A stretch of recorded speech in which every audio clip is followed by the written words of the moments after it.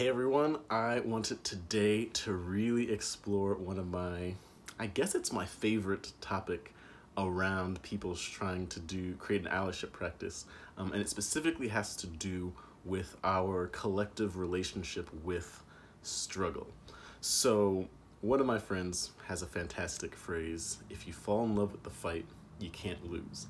And this is a powerful phrase. I love it. It's something that helps me show up to the work that I do every single day, because it allows me to sort of come into this sense of like, oh yeah, I love this. I love this particular thing that I do.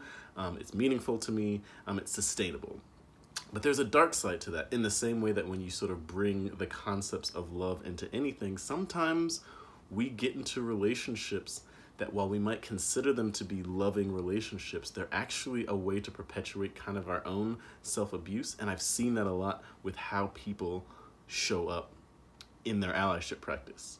So this video is really designed to make sure that you aren't in a codependent relationship with your allyship. Now, what does codependency mean?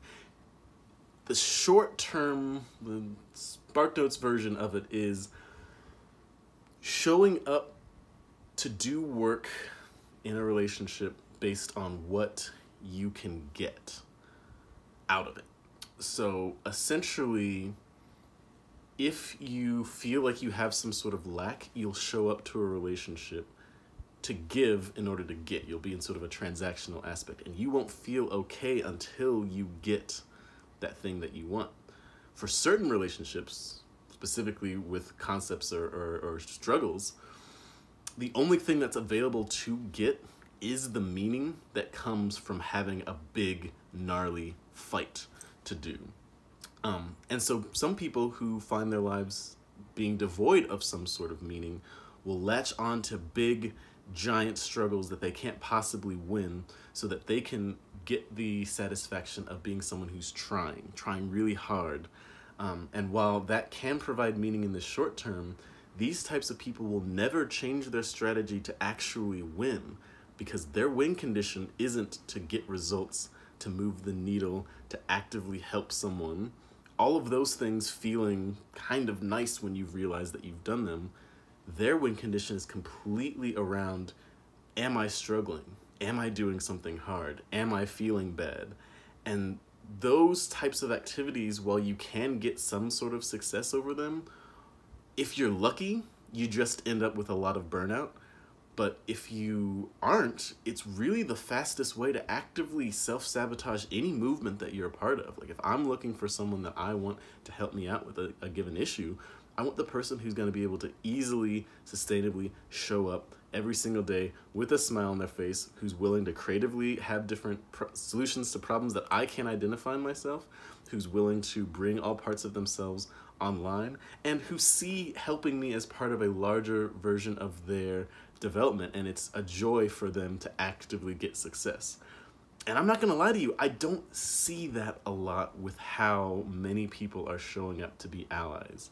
I see a lot of defeatism. I see a lot of, well, I have to do this, otherwise I'll be someone who's on the side of evil. But I'm not seeing a whole lot of inspired work happening. I'm not seeing the stuff that people are excited to write home about. In fact, I see a lot of guilt, shame, and ultimately avoidance that comes from this need to constantly be in struggle. And again, if someone described their relationship with their significant other to me in this way, I'd be like, oh, you gotta dump that person. That doesn't seem affirming or great or really healthy in any capacity, because they're not actually doing it to better themselves. They're doing it to sort of maintain a pattern of struggle that feels safe. And this is a common thing for people who've had trauma in their lives. For people who, as kids, didn't have sort of a safe space, the only way that they know how to feel safe or win is to re-perpetuate those environments. And again, as much as I want to have as many people online to help out as possible, when people are stuck in codependent patterns, stuck playing out trauma narratives, they're not actually that helpful long-term in the fight. And so I really just encourage people to, yes, if you fall in love with the fight, you can't lose, but make sure you're falling in love with the fight that's possible to win, that actively is giving you something and is making you better, versus a fight that's just you getting the shit kicked out of you over and over and over, and making sure that you're not getting addicted to the attention that you get from being on a losing side, because that doesn't really help a whole lot of people. So if you're interested in rewriting your relationship to struggle, to the idea of being an ally, wanting to come up with those creative solutions so that you can show up as your best self, where your allyship practice actually becomes a vehicle for you to get some of your highest goals and visions of who you want to be, come join Mastering the Game of Allyship. You can check out the link in the bio. And yeah, I'd love to sort of go with you on that journey and teach you how to really show up authentically as an ally.